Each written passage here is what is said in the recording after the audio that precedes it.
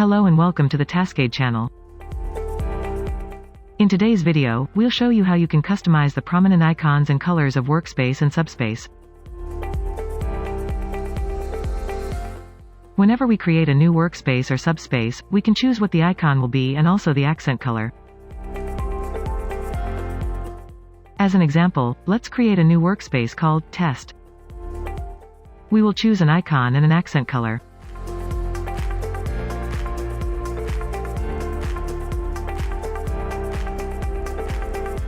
Now, all the projects we create within the workspace will have this accent color.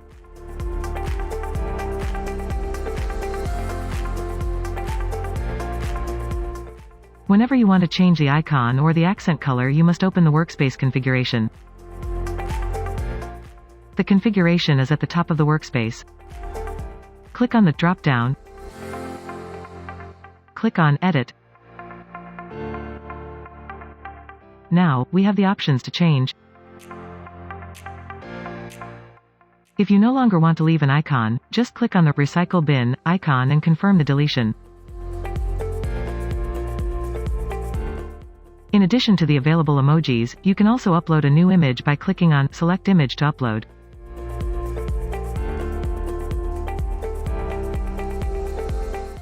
Still, in the options, you can also choose a predefined accent color.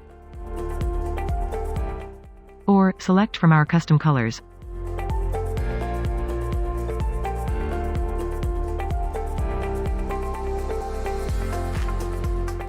You can configure different colors for your workspace and subspace.